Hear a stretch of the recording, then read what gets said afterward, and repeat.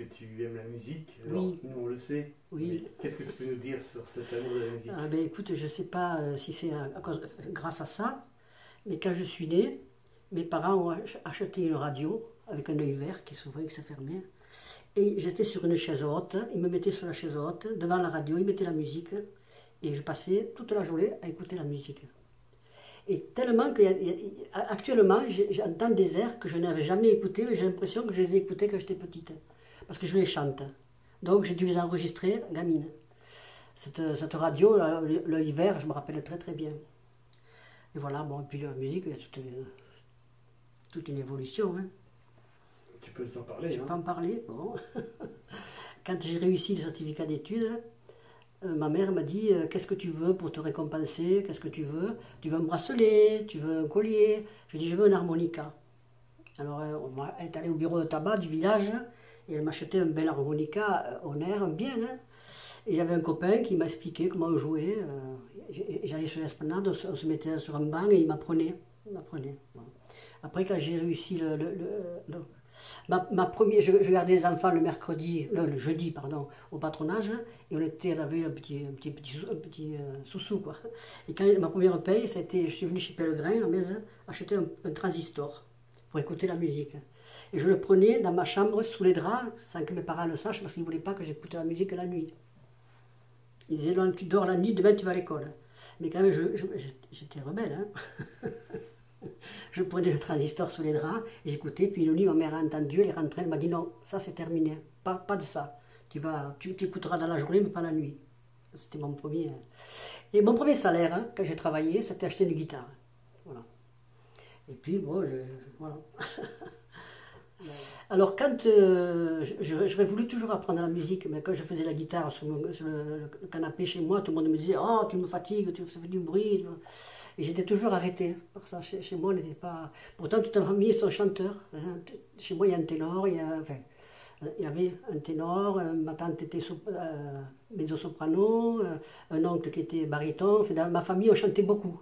Dès qu'il y avait une fête de famille, on chantait, mais du classique, de l'opéra. Hein. Et moi, j'ai beaucoup joué des opérettes. Quand j'étais à l'école, au collège, je jouais la Belle Hélène, enfin, des opérettes. Et mon rêve, c'était d'apprendre la musique. Parce que toute seule, je me chantais des chansons, mais comme je ne savais pas écrire la musique, je ne pouvais pas l'écrire. Et après, je ne me rappelais plus. J'ai des airs, je composais des airs, si vous voulez, des guillemets. Hein. Mais quand je voulais les retrouver, je ne les retrouvais plus. Alors, je dis, il faut que j'apprenne la musique. Et je travaillais, donc j'avais une vie assez active. Et avant de prendre la retraite, quand j'ai pris la CPA, cessation progressive d'activité, à 55 ans, je dis je vais m'inscrire à l'école de musique de Metz. Je suis allé voir le directeur de l'époque, et je lui ai dit je voudrais m'inscrire, je voudrais apprendre à jouer du tambour. Alors il me dit mais s'il n'y a pas de cours de tambour, il y a des cours de batterie. Je dis bon d'accord, avec ça j'arriverai à quelque chose. Et j'ai commencé donc à 55 ans à apprendre le solfège et la batterie. Je faisais partie de l'harmonie. Bon. Et puis un jour, des amis sont venus me dire tu ne pourrais pas venir faire la caisse claire avec nous dans un groupe, une banda. Je dis bah, jamais fait, mais pourquoi pas. Alors on s'est retrouvés à Saint-Georges-d'Orc dans un groupe et il y avait Didier Arnaud aussi qui venait. Et je me suis souvenu que pour les 50 ans de mariage de ma soeur aînée, elle avait fait une fête chez elle, dans son jardin. Il y avait M. Présasanta, il y avait monsieur le maire. Et Henri Fricot a fait un discours. Et il a parlé du grand-père de mon beau-frère, qui avait été maire de Metz. Et il a dit, à cette époque-là, quand votre grand-père était maire, il y a eu une fanfare à Metz. Et il n'y en a plus depuis. Moi, j'aimerais bien qu'il y ait une fanfare. Et ça c'était resté là-dedans. Et quand j'ai joué à la fanfare de Saint-Georges-d'Orc, avec Didier, il me dit, tu veux pas qu'on crée un groupe à Metz? Je dis, ben oui, oui. Et alors on a commencé à créer un groupe, et on voulait l'appeler Mais encore. Et puis, comme on avait une subvention de la région ou du département, le département a dit non, pas Mais encore, non, il faut donner un nom. Bon. Alors, un jour, je prends un bateau avec Didier Arnaud et ces trois enfants, je les amène au TOC. Et là, j'ai trouvé un hippocampe. Alors je l'ai pris, alors je dis aux enfants, vous faites un trou, on va mettre l'hippocampe et il va nager là. Alors ils l'ont regardé, ouais, ils étaient contents. On peut le prendre à la maison. Moi je dis non, on ne prend pas l'hippocampe à la maison, il va mourir, il ne faut pas.